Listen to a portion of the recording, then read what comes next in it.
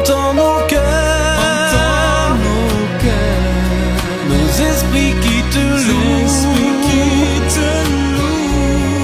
entends les chants d'amour, tout est racheté. Nous prendrons nos faibles mots pour te dire quel Dieu merveilleux tu es. Mais nous ne pourrons pas te dire tout notre amour, alors entends nos cœurs. Non, nous ne pourrons pas te dire tout notre amour, alors entends nos cœurs. Merci de ne pas changer de chaîne car vous allez à présent suivre une prédication édifiante du révérend Dr Job Moukadi de l'Église en mission au Royaume-Uni. Madame, Messieurs, que la paix du Seigneur Jésus-Christ soit avec vous. Nous commençons en ces jours une série sur le mariage avec pour thème une seule chair. Voilà le thème que nous avons pour notre série sur le mariage. Dans notre introduction, nous disons que le mariage est une institution divine. Il y a une union légale entre un homme et une femme. Mais en disant que le mariage est une institution divine, cela ne signifie pas que le mariage est une exclusivité du christianisme. Parce que Dieu a établi le mariage et il a donné le mariage à tous les hommes, croyants ou non croyants. Nous devons donc respecter les termes des contrats de mariage ou encore les conventions sociales telles qu'établies par les hommes. Si pour Adam et Ève, Dieu avait juste béni le couple, c'est parce qu'il n'y avait pas encore de parents, il n'y avait pas encore une société organisée. Mais aujourd'hui, en lisant les Écritures saintes ou encore en vivant dans la société où nous sommes, chaque société ou chaque tribu ou encore chaque nation a sa façon de célébrer le mariage. Et nous devons tous accepter cette façon de faire. C'est-à-dire, il existe, par titre d'exemple, le mariage dit coutumier, où le père de la fille perçoit une dot de la main de l'homme ou de la famille de l'homme. Il y a le mariage dit civil, où on se présente devant la mairie et où le contrat du mariage est écrit. Il existe aussi une autre façon de faire en Inde et au Népal, par exemple. Dans ces pays-là, c'est plutôt la femme qui dote l'homme. Ce n'est pas l'homme qui dote la femme. Donc nous avons là quelques procédés pour arriver au mariage et nous pouvons dire que tous ces procédés sont acceptés par l'Église. Parce que l'Église, en fait, bénit un mariage qui existe déjà. L'Église ne fait pas le mariage.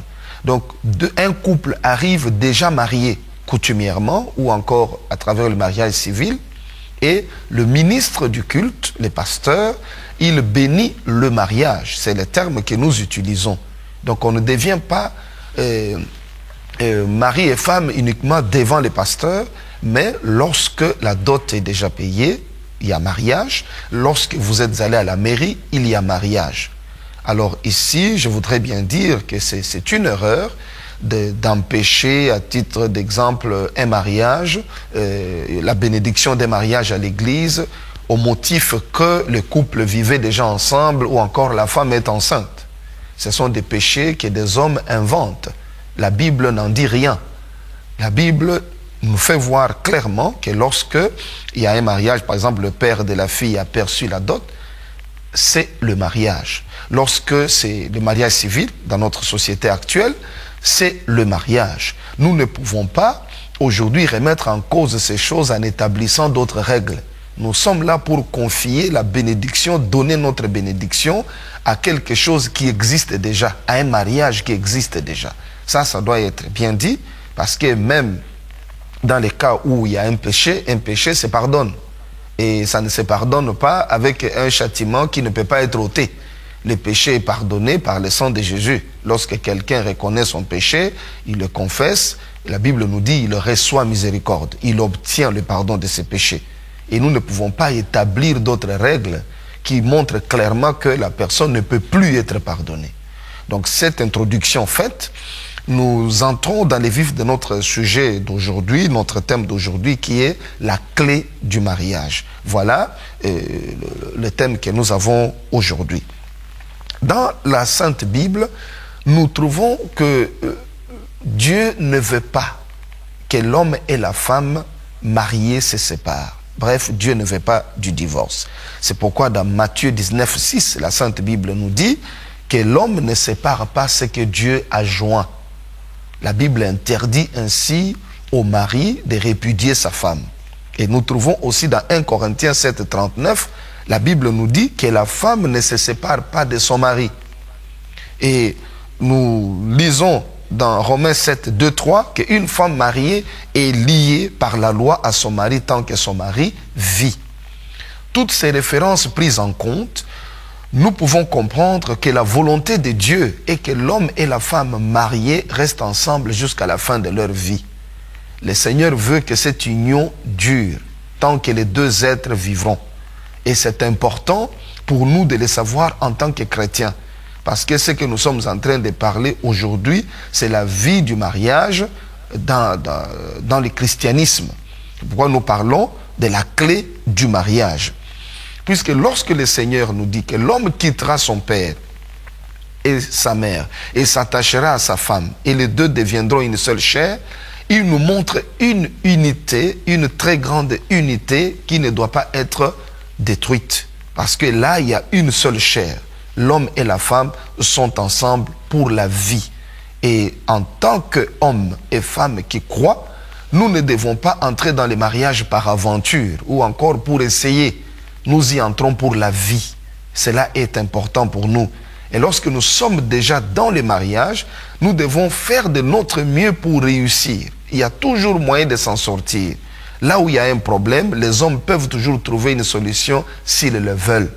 Parce que nous avons beaucoup de capacités, beaucoup de ressources spirituelles et morales pour pouvoir tenir devant toute forme d'obstacle qui se dresse au devant de nous. Le Seigneur avait dit qu'il n'est pas bon que l'homme soit seul. En disant cela, il montrait que l'homme est un être social appelé à vivre avec et parmi les autres. L'homme ne doit pas vivre seul. Et le mariage est le meilleur moyen de pouvoir montrer cette complémentarité. Et c'est vraiment un moyen idéal de manifester cette complémentarité. L'homme ne peut pas vivre seul, il doit avoir une aide semblable. Cette aide est représentée à travers le mariage, c'est-à-dire il y a une femme à côté de l'homme, mais également dans la société dans laquelle nous vivons.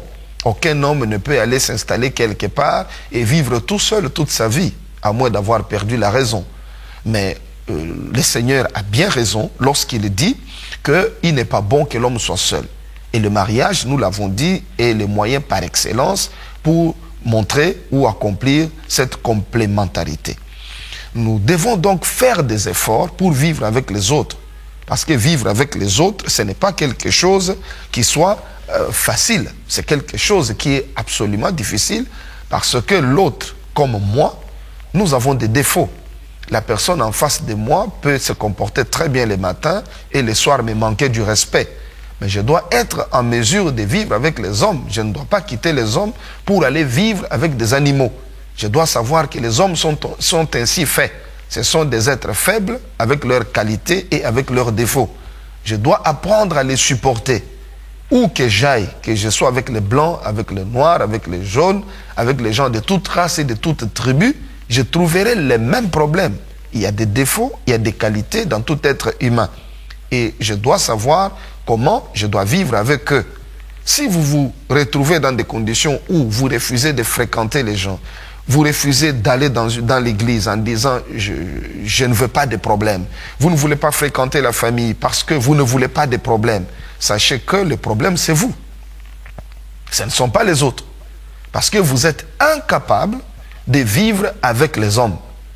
Et une personne qui est incapable de vivre avec les hommes, c'est quelqu'un qui n'a pas l'amour de Dieu et qui n'a pas le sens du pardon. Il y a donc des choses à faire avec vous-même. Au lieu de pointer le doigt du doigt les autres, c'est mieux de s'examiner d'abord soi-même. Lorsque vous allez finir de vous examiner, de confesser vos péchés, de les délaisser, d'adopter de nouvelles méthodes de vie, en ce moment-là, vous verrez que le monde est tout à fait différent et que les hommes que vous preniez parfois pour des méchants ne l'étaient pas. Mais vous n'aviez pas l'amour, vous n'aviez pas le pardon, vous n'aviez pas la compréhension, vous n'aviez pas la tolérance. Lorsque vous avez toutes ces vertus, ces valeurs, vous pouvez vivre avec des gens, je ne dis pas facilement, mais vous allez quand même vivre avec des gens correctement. Et en ayant ces valeurs, vous pouvez faire face à votre mariage du début à la fin. Puisque lorsque vous voyez deux personnes ayant vécu ensemble 20 ans, 30 ans, ne pensez pas que c'est les couples modèles parce qu'ils ont chacun un bon caractère. Sachez tout simplement que ces deux personnes donc se sont pardonnées toute leur vie. Ils ont appris le pardon, ils ont appris l'amour, ils ont appris la compréhension, la tolérance. Ce n'est pas parce qu'ils sont meilleurs, mais c'est parce qu'ils ont ces valeurs et ils les mettent en pratique. Nous devons absolument, en tant que chrétiens, savoir mettre ce genre de choses en pratique. Et je voudrais dire tout simplement que, en ce qui concerne la clé du mariage chrétien, la clé du mariage chrétien se trouve dans notre propre conversion. Lorsque vous êtes un bon chrétien, sachez que plus de 60% des problèmes de votre mariage sont résolus.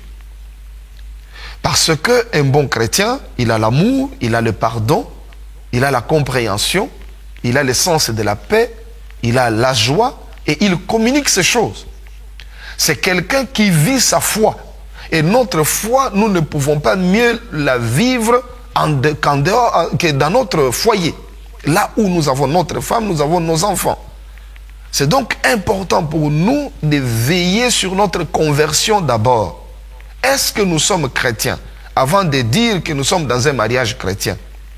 Parce que le mariage chrétien, ce n'est pas seulement le moment où nous sommes en vêtements de fête et lorsque nous recevons la bénédiction de notre pasteur, mais c'est la vie que nous allons mener par la suite. La fête, tout le monde peut la faire. La bénédiction nuptiale, tout le monde peut y aller. Mais vivre la foi chrétienne, c'est cela être un bon chrétien. Celui qui met en pratique la parole de Dieu peut avoir résolu la plupart des problèmes de son mariage rien que par sa conversion. Alors lorsque vous n'êtes pas encore converti, vous dites vous êtes chrétien, mais vous ne pratiquez pas la parole de Dieu, vous avez encore la colère, le mépris, l'orgueil, vous avez encore l'esprit de vengeance, l'esprit de haine, et vous avez encore l'égoïsme et toutes ces pratiques mauvaises, rassurez-vous que ces choses vont vous créer des problèmes dans votre couple. La vie en couple n'est pas facile.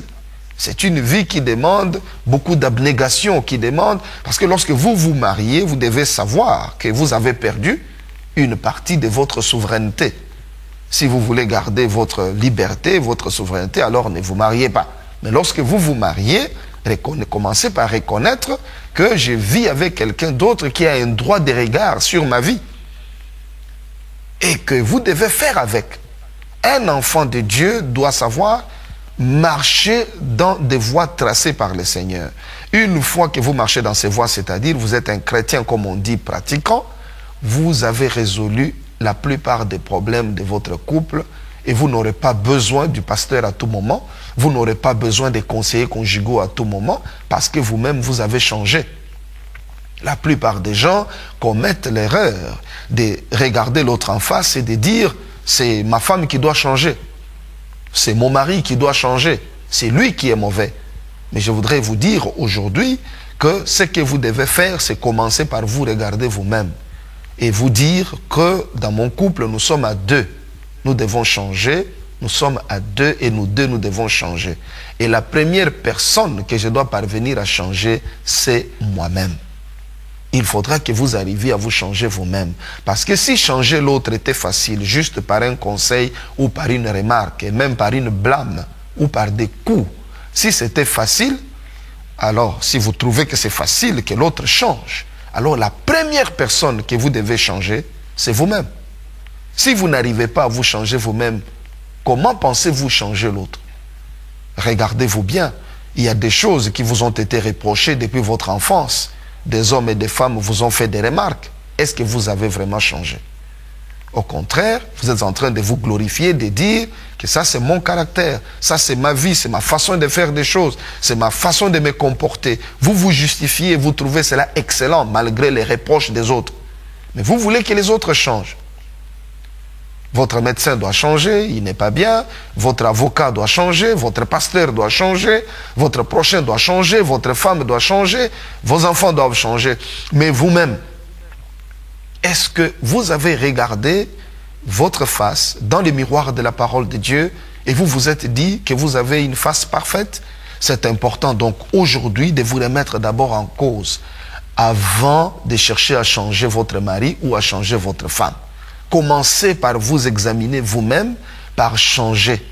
Votre manière de faire les choses peut entraîner l'autre à réagir autrement ou à agir autrement. Nous sommes des enfants de Dieu et nous sommes appelés à réussir notre test dans notre mariage. Parce que le mariage nous teste aussi au niveau de la foi. Nous apprenons beaucoup de choses en lisant les Écritures saintes, en allant à l'église. Mais le lieu où nous devons mettre en pratique ces choses, ce n'est pas à l'église, c'est surtout à la maison. Parce que c'est là où nous vivons la plupart de notre temps. À l'église, nous y allons pour 2 heures, pour 3 heures peut-être. Mais à la maison, nous sommes ensemble. C'est là où nous sommes, comme on dit, relax. C'est là où quelqu'un exprime sa véritable personnalité. Avant d'aller à l'église, vous regardez bien comment vous devez vous habiller, comment vous allez parler avec les gens, etc. Mais à la maison, vous êtes vous-même. Vous êtes vous-même, vous êtes dans votre propre nature. C'est là où vous pouvez vous découvrir exactement comme vous êtes. C'est donc important pour nous de savoir que notre véritable test de la foi se déroule là. Et que le Seigneur nous regarde comment nous nous conduisons dans notre maison. Voilà pourquoi même concernant des serviteurs de Dieu, la Sainte Bible nous dit tout simplement que pour que quelqu'un soit un ancien de l'Église, il doit lui-même savoir bien diriger sa propre maison. Car comment quelqu'un qui ne sait pas diriger sa propre maison peut-il parvenir à prendre soin de l'Église du Seigneur? Ceci nous montre qu'il faut passer le stage de chef de la famille avant d'être un ancien de l'Église. Ce n'est pas rien, c'est quelque chose de très sérieux où des diplômés d'université n'arrivent pas à s'en sortir. Tout le monde divorce. On voit des pasteurs qui divorcent, des médecins qui divorcent, des avocats qui divorcent, des analphabètes qui divorcent. Tout le monde a un problème là-dessus. Et quelqu'un qui soit capable de s'en sortir doit savoir qu'il a fait la volonté de Dieu. Le mariage est quelque chose que Dieu aime. Voilà pourquoi la Bible en parle en termes de Christ et de l'Église, pour nous montrer que Jésus-Christ est l'époux de l'Église. Il prend soin de nous, il pardonne les péchés de l'Église, il purifie l'Église, il sanctifie l'Église. L'Église n'est pas juste parce qu'elle fait de bonnes œuvres. L'Église est juste parce que son mari, son époux qui est Christ, la pardonne.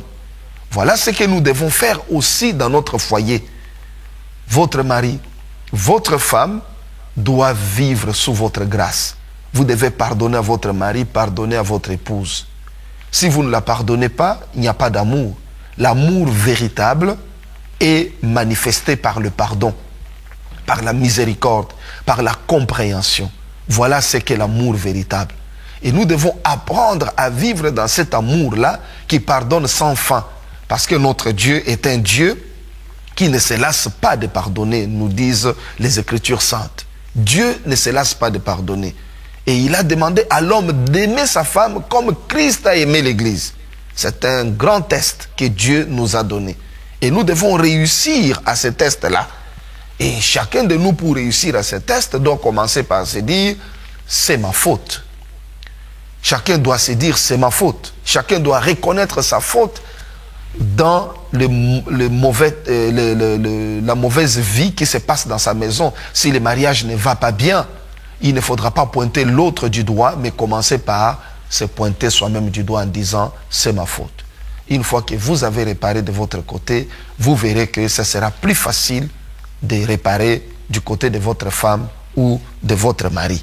Nous sommes des enfants de Dieu, nous sommes appelés par le Seigneur pour rester auprès de lui, mais nous ne pouvons pas rester auprès du Seigneur comme des païens, comme des personnes qui ne connaissent pas Dieu. Il est important que votre femme soit fière d'avoir épousé un chrétien. Il est important que votre mari soit fier d'avoir épousé une chrétienne. Faites la fierté de Jésus-Christ dans votre maison, par la conversion, par la crainte de Dieu. Tout ce que vous allez faire pour votre mari ou pour votre femme, faites-le parce que vous craignez Dieu. Ne le faites pas pour faire tout simplement plaisir à quelqu'un, mais faites-le parce que vous craignez Dieu. Il y a un Dieu dans les cieux qui aime les mariages, qui a institué les mariages, qui surveille le mariage. Aimez votre mari, aimez votre femme, et en aimant, vous arriverez au pardon. Le pardon est un signe qui montre que vous aimez. Quelqu'un qui n'aime pas peut provoquer un grand problème dans la maison à partir de rien. Et lorsque vous n'aimez pas, vous avez cessé d'aimer, tout ce que l'autre fait est mauvais. Vous n'accepterez rien, vous n'allez lui donner raison en rien. Vous allez condamner la personne en face de vous parce que vous ne l'aimez pas. Tout ce qu'il fait est mauvais. C'est donc important pour nous de nous examiner nous-mêmes. La Bible nous dit, si le Fils de l'homme vous a franchi, vous êtes réellement libre. Mais lorsque nous sommes encore esclaves de la colère, esclaves des insultes faciles, esclaves de la condamnation de tout acte que notre conjoint pose, lorsque nous sommes encore esclaves de la haine, nous gardons des choses dans notre cœur, nous cherchons à nous venger, nous sommes esclaves de toutes ces choses. Nous ne pouvons pas dire que nous sommes libres sur le plan spirituel. Nous ne pouvons pas dire que nous sommes des affranchis du Seigneur. Nous ne pouvons pas témoigner que nous sommes des rachetés de Jésus. Regardons bien notre foi chrétienne, dans notre conduite, dans notre façon de parler. Est-ce que nous parlons comme des chrétiens dans notre maison? Si quelqu'un est dehors et qu'il m'écoute comment je parle à ma femme, comment je parle à mon mari, est-ce qu'il peut dire que je suis un chrétien, je suis une chrétienne?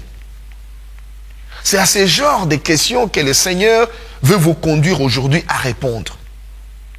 Non, ne regardez plus à votre mari ou à votre femme, regardez à vous-même. Commencez par là. En devenant un bon chrétien, vous aurez résolu, j'avais dit 60%, mais j'ai dit même 90% des problèmes de votre couple. 90% de vos problèmes seront résolus rien que par votre conversion. En craignant Dieu, vous ne pouvez pas insulter. En craignant Dieu, vous ne pouvez pas mépriser. En craignant Dieu, vous ne pouvez pas frapper. En craignant Dieu, vous ne pouvez pas divorcer. En craignant Dieu, vous ne pouvez pas commettre adultère. En craignant Dieu, vous n'allez pas humilier votre femme ou votre mari parce que vous craignez Dieu. Et vous aimez tout être humain comme étant fait à l'image de Dieu. C'est un jour de grâce que le Seigneur vous accorde pour que vous vous remettiez en cause. Vous vous aimez trop et vous détestez les autres. Il ne faut pas que vous demeuriez dans l'orgueil en disant que c'est moi le meilleur, c'est l'autre qui commet des fautes. Non, l'humilité précède la gloire. Humiliez-vous et le Seigneur va vous élever. Car le Seigneur abaisse les orgueilleux. Il les reconnaît de loin et il les abaisse. Une personne qui connaît Dieu sait que son succès dépend de la paix dans son foyer. Il faut créer un climat de paix avec votre femme, un climat de paix avec votre mari. Lorsqu'il y a la paix dans votre foyer, vous pouvez faire des projets réussir. Beaucoup de gens ne réussissent pas parce que tout le temps, il y a des querelles dans la maison. Ils accusent des sorciers. Ils accusent les autres. Et pourtant, c'est eux-mêmes qui sont en train de s'ensorceler, de se poser des problèmes spirituels. La Bible nous le fait voir clairement que lorsque un homme n'honore pas sa femme, par exemple, il crée des obstacles dans la prière. Dans sa prière, il crée des obstacles. Vous pouvez les retrouver dans 1 Pierre 3,7. La Bible le dit clairement. Que lorsque nous n'honorons pas notre femme, nous créons des obstacles à nos prières. Et c'est important que la femme sache aussi que lorsqu'il n'y a pas entente dans la maison, tout est bloqué. Il y a des difficultés et le diable est à l'aise dans notre maison pour faire n'importe quoi. Nous sommes des enfants de Dieu. Dieu nous a appelés en Christ pour le servir sur cette terre et pour hériter du royaume de Dieu. Jésus-Christ, l'époux de l'Église, aime toujours son Église, bien que nous soyons ce que nous sommes. C'est-à-dire, l'Église du Seigneur à travers le monde connaît aussi des moments difficiles. Il y a des hommes et des femmes qui croient en Jésus, qui tombent dans les péchés, qui se relèvent. Il y en a qui font du mal, il y en a qui font du bien, il y en a qui se comportent comme des païens, il y en a qui se comportent comme des vrais chrétiens, peu importe. Nous trouvons que le Seigneur, malgré toutes nos fautes, n'a jamais dit qu'il va divorcer de son Église un jour. Il garde sa fidélité à l'Église. Il continue à aimer l'Église. Il continue à dire qu'il va revenir pour prendre son Église. Il ne parle pas de divorce. Il aime l'Église, il pardonne à son Église, il pardonne à tous. C'est pourquoi le mariage chrétien est vu en rapport avec Christ et l'Église. Nous devons suivre ce modèle. Jésus-Christ ne nous aime pas parce que nous sommes parfaits. C'est parce que c'est dans sa nature d'aimer, de pardonner. Il a cette nature, il est amour. Voilà pourquoi il nous aime. Et il veut que nous soyons comme lui. Soyez miséricordieux comme votre Père est miséricordieux. Il veut que nous soyons comme son Père. Lorsque Jésus-Christ dit ces choses, il nous enseigne que le mariage est quelque chose de très important, quelque chose de sacré devant la face de Dieu. Nous devons en prendre soin. Lorsque nous prenons bien soin de notre mariage, le Seigneur aussi prend soin de notre vie. Mais lorsque nous détruisons les mariages, sachons que nous nous posons à un ennemi de la parole de Dieu, un ennemi de la croix. Christ va venir prendre son Église, lui l'époux qui n'a jamais renoncé à l'épouse, malgré ses fautes, malgré les critiques que les hommes peuvent faire contre l'Église. Jésus-Christ ne critique pas son Église. Ne continuez pas à critiquer votre femme auprès des autres personnes, à critiquer votre mari auprès des autres personnes. C'est à vous de l'aimer, de pardonner et de changer aussi vous-même. Et c'est de cette façon que vous allez parvenir à une bonne unité. La clé de votre mariage, donc, se trouve non pas dans l'autre, mais dans vous-même, dans votre propre conversion. Craignez Dieu, pratiquez la parole de Dieu dans l'amour, dans le pardon, dans la réconciliation, ôtez l'esprit de vengeance, ôtez l'orgueil et toutes ces mauvaises choses qui nous poussent à créer des conflits dans notre foyer. Une fois que nous avons changé nous-mêmes, l'autre va changer. C'est ainsi que le Seigneur nous lance le défi aujourd'hui. Changeons nous-mêmes et notre conjoint va changer. Changez, votre mari va changer. Changez et votre femme va changer. La clé de votre mariage, c'est vous, c'est votre conversion. Que l'Éternel, mon Dieu, vous bénisse et vous aide à réussir dans votre mariage. Le Dr Job Mukadi a publié plusieurs ouvrages dont L'autre lecture de l'Écriture, Christ n'est pas mort en vain, Tu aimeras, Christ n'est pas mort en vain version révisée, Le pouvoir, la richesse et la gloire, Le succès par notre esprit et Le tombeau perdu de Jésus, la réponse de l'Église.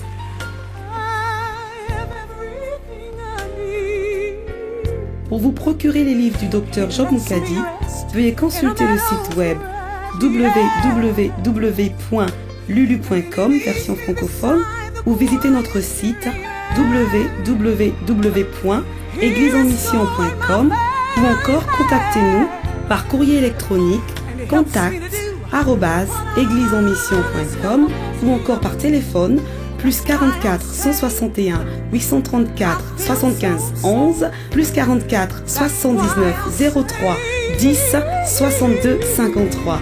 Nous célébrons un culte agréable au Seigneur chaque dimanche de 10h à 13h au 9 North Street, Chiltern Hill, Manchester, M8 8RE. Non loin de Manchester Fort, à 5 minutes du centre-ville, bus 135. Dieu vous bénisse.